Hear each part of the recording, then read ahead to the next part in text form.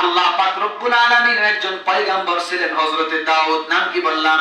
হযরতে দাউদ আলাইহিস সালাম নিজের হাত দ্বারা কর্ম করে তিনি খেতেন। সুবহানাল্লাহ। হযরতে দাউদ আলাইহিস সালামকে আল্লাহ পাক রব্বুল আলামিন পৃথিবীর দায়িত্ব দিয়েছিলেন, বাদশা দিয়েছিলেন। হযরতে দাউদ আলাইহিস সালামের একটা নিয়ম ছিল, কানুন ছিল।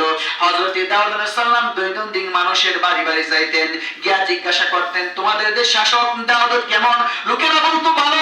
প্রত্যেকটা মানুষের কাছে গিয়া জিজ্ঞাসা করতেন দাউদ কেমন, দাউদ কেমন।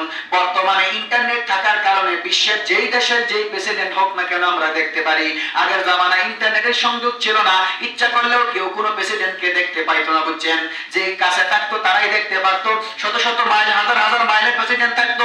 হযরতে দাউদ আলাইহিস সালামকে আল্লাহ তাআলা রাজত্ব দিয়েছিলেন, শুধু শুনতো দাউদ, কিন্তু অনেক দূরের মানুষ দাউদকে দেখতে পারতো না। ওই জামানায় ইন্টারনেটে কোনো কানেকশন ছিল না। হযরতে দাউদ আলাইহিস সালাম মানুষের দ্বারে দ্বারে গিয়ে জিজ্ঞাসা করতেন তোমাদের যে বাদশা দাউদ তোমাদের নিকট কেমন? প্রত্যেকটা মানুষ যে যার খেয়াল বলতো, আর যার যার যা প্রয়োজন থাকতো হযরতে দাউদ আলাইহিস সালাম এই বাইতুল মাল থেকে তাদের এই চাহিদা পূরণ করে দিতেন। সুবহানাল্লাহ। আল্লাহ পাক রব্বুল আলামিনের ফেরেশতা হযরতে জিবরাইল আমিন হযরতে দাউদ আলাইহিস সালামকে পরীক্ষা করার জন্য হযরতে দাউদ নবী যখন মানুষের দ্বারে দ্বারে ঘুরেন কার কি হাল অবস্থা, হযরতে দাউদ আলাইহিস সালামকে পরীক্ষা করার জন্য আল্লাহ পাক রব্বুল আলামিন হযরতে জিবরাইল আমিনকে পাঠিয়ে দিলেন। সুবহানাল্লাহ।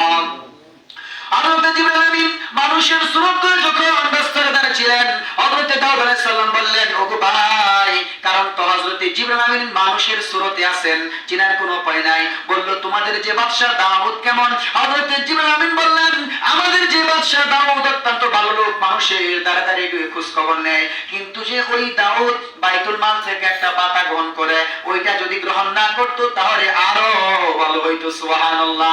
হযরতে দাউদ আলাইহিস সালাম বলেন আমার জন্য কোনো ইনকাম নাই, আমি বাদশা হয়েছি, বাইতুল মাল থেকে একটা পাতা আমি গ্রহণ করি, আজকের দিনের পর থেকে এই বাইতুল মাল থেকে পাতাটাও নিব না। সুবহানাল্লাহ।